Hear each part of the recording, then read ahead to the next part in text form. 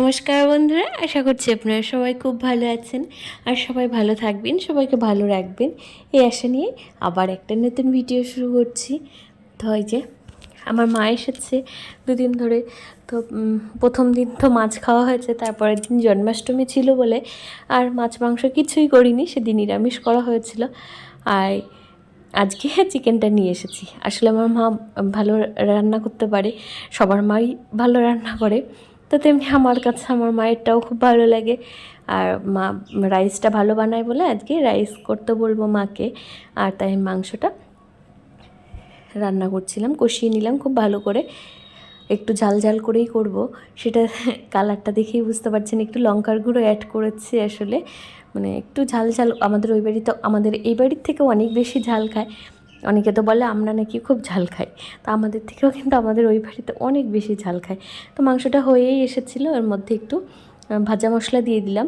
আসলে জিরে, ধনে, তেজপাতা সব ভেজে তারপর গুঁড়ো করে রেখে দিই, ওটা তরকারির আগে একটুখানি গুঁড়োটা দিয়ে দিলে বেশ ভালো একটা ফ্লেভার আসে। আর দিয়ে দিলাম একটু গরম মশলার গুঁড়ো। তো সব কিছু দিয়ে একটু মিশিয়ে নিচ্ছি। এখানে অনেকটাই মাংস আছে, তো একটু ঝোল ঝোল রাখলাম, এটা পরে তো আরও কমে যাবে। একদিনে তো মনে হয় না খাওয়া যাবে অতটা মাংস, কালকেও খেতে হবে। তো দুদিন, প্রথম দিন কি হয় সব ঝোলগুলো শেষ হয়ে যায়, ঝোল যদি একটু কম থাকে আর কি, কষা কষাই হয়ে যায়। পরের দিন তো একদমই থাকে না, তখন শুধু মাংস আর আলুগুলো পড়ে থাকবে, তো তখন খেতে একদম ভালো লাগে না, এর জন্য একটু বেশি দিয়েছি। আর মাকে ডেকেছি এই যে রাইস বানানোর জন্য। মা আবার আমাকে 2-3 বার ডাকলো, বলছে কি দেখ মিষ্টি হয়েছে কি না, হ্যাঁ ঠিকঠাক হচ্ছে কি না। আমি বলছি, মানে আমার মা এত রান্না করে আর সেখানে আমাকে আবার ডাকছে। তো যাই হোক, আমি আবার এসেছিলাম একটু টেস্ট করার জন্য। আসলে যতই হোক অন্যের বাড়িতে রান্না করলে না মনে হয় কি যে তাদের মতো হয়েছে কি না, তাই আমাকে আবার একটু দেখালো যে রাইস চিলি চিকেন, রোজই কি চিলি চিকেন খাই? এই তো কদিন আগেই আমরা চিলি চিকেন খেলাম, চিলি পনির খেলাম। কি ঠিক আছে, আবার বানিয়ে দেবো। ঠিক আছে, বানিয়ে দেবো। খালি চিলি চিকেন, তুই নিজেই চিলি চিকেন, তো তোকেই। এই যে ওর জন্য চিলি চিকেন বানানো হয়নি বলে ওর একটু মনটা খারাপ হয়ে গেল। আসলে কালকে অনেক ঝামেলা হয়েছে জন্মাষ্টমীর জন্য, আজকে আর পেরে উঠছিলাম না। তো মা, বাবা ওরা আবার কেউ চিলি চিকেন অতটা পছন্দ করে না, ওরা একটু ঝাল ঝালই পছন্দ করে। তা আমি বললাম যে পরে একদিন বানিয়ে দেবো চ। ও আবার মাংস খেতে অতটা ভালোবাসে না, চিলি চিকেন হলে একটুখানি খায়। আর এখানে এই যে আমি, স্বপ্নাদি, মা আর বাবার জন্য বেড়ে নিচ্ছিলাম। আবার ভাবলাম বাটিতে বাটিতে আবার মাখবো, সেই তো স্বপ্নাদিকে নয় আমাকেই ধুতে হবে। তাই জন্য আমরা আজকে থালাই বেড়ে নিয়েছি, একবারে থালায় বেড়ে নিয়ে নিচে বসে পড়েছি। আর বাবার জন্য এই ঘরে রেখে এসেছি। তো এমনি নিচে বসে খেতে কিন্তু সবাই মিলে গল্প করতে করতে অনেকক্ষণ ধরে খাওয়া যায়, বেশ ভালো লাগে। তো আমাদের খাওয়া দাওয়া হয়ে গেছিলো, তারপর স্বপ্নাদিকে বললাম তোমাকে আর বিকেলে আসতে হবে না, আমি আর মা মিলে ধুয়ে নেবো। তো স্বপ্নাদি আর বিকেলে আসবে না, মা দিয়া আর দিয়ানকে নিয়ে ঘুরতে গেছে, আর আমি আর ও এলাম। আমরা দুজনে এসেছি বিশালে, মাম্মামকে টিউশন আছে তো ওকে ওখানে পড়তে দিয়ে চলে এসেছি। আর এই বিশালে বেশ ঘুরতে আমার খুব ভালো লাগে, যদিও এখান থেকে জামা কাপড় তেমন একটা নেওয়া হয় না। আসলে বিয়ের পর মেয়েদের জীবনটা এতটাই পাল্টে যায়, কি বলবো। আগে হলে হয়তো 2-1টা কুর্তি টুর্তি না নিয়ে যেতামই না, কিন্তু এখন তো আর আমি অত বেশি পরিও না। ওই বাইরে বেরোলে শাড়ি, বাড়িতে তো সারাদিন রাত নাইটি ছাড়া অন্য কিছু পরতেই ইচ্ছে করে না, ভালোই লাগে না, সারাদিন নাইটিই পরে থাকা হয়। এর জন্য এক্সট্রা কিছু আর কেনাও হয়নি, মানে কিনি না, কিনে শুধু শুধু ঘরে ফেলে রাখবো। এই যে এখানে টপগুলো দেখুন, বেশ ভালোই লাগছে, টপগুলো বেশ ভালো পাওয়া যায়, জিন্স অত ভালো পাওয়া যায় না। শাড়ি তো মনে হয় বিশালে নেই, আমি কোনো দিন দেখিনি, নেই শাড়ির কাউন্টার এখানে নেই। কুর্তিগুলো বেশ ভালো, মানে কুর্তি যারা নেয় আর কি, যারা পরে তাদের ভালো লাগে। আমি যেহেতু পরি না আমার ভালোও লাগে না এর জন্য, কিন্তু ঘুরে ঘুরে দেখতে খুব ভালো লাগে। কি হলো, কাঁদছো কেন? কাঁদে না। তো এই যে দিয়া বুড়ি ঘুম থেকে চলে এসেছে আমার কাছে।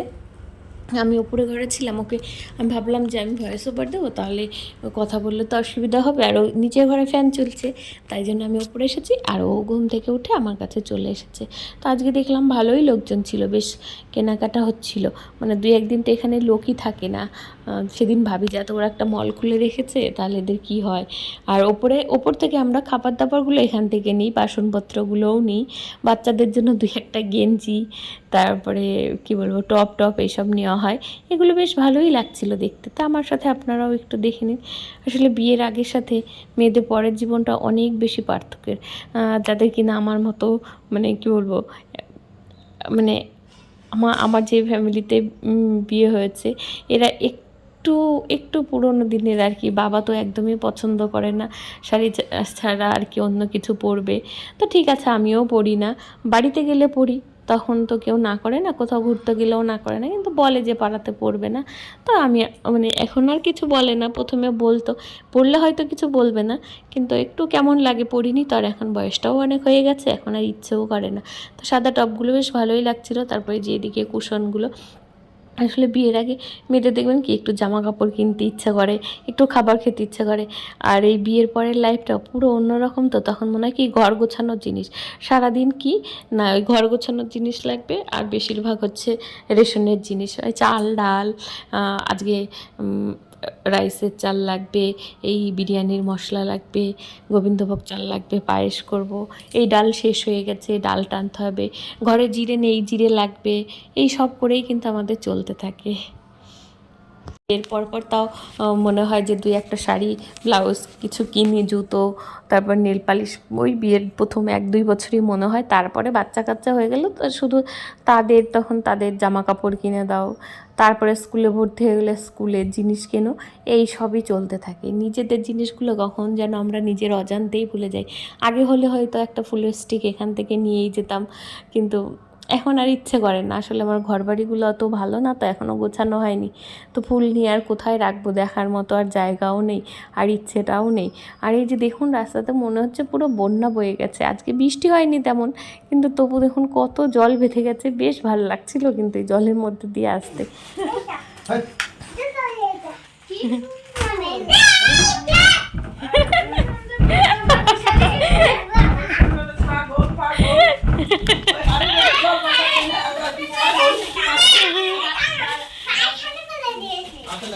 কে কে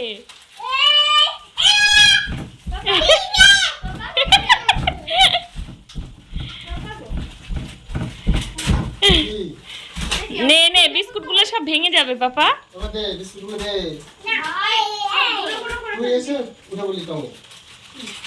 ওকে তো বললাম জামা কাপড়টা চেঞ্জ কর, ফেলে দিয়ে আসবো না, আগে কেটে দিই। দাঁড়া, আগে অমনি করে খাওয়া যায় না পাপা, সব ধুতে হবে তারপরে তো খেতে হবে। দেখি দে রুমালগুলো, দেখি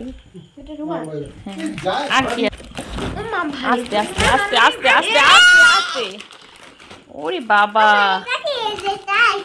হ্যাঁ, এটা প্লেটগুলো দাও, এটা ভেঙে যাবে বাবা। চাটনিটা বেশ ভালো, এটা আবার খোলাও যায়।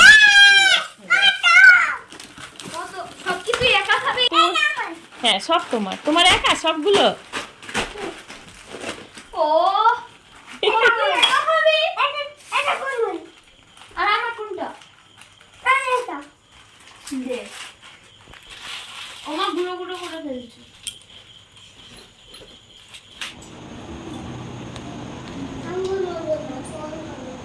তুই ঘুমাবি ওপরে?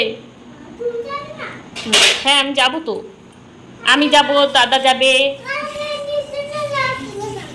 তোর মনে আছে? আমি রাত 3টের সময় এখানেই শেষ করছি। সবাই ভালো থাকবেন, সুস্থ থাকবেন, দেখা হবে পরের একটা নতুন ভিডিওতে খুব তাড়াতাড়ি।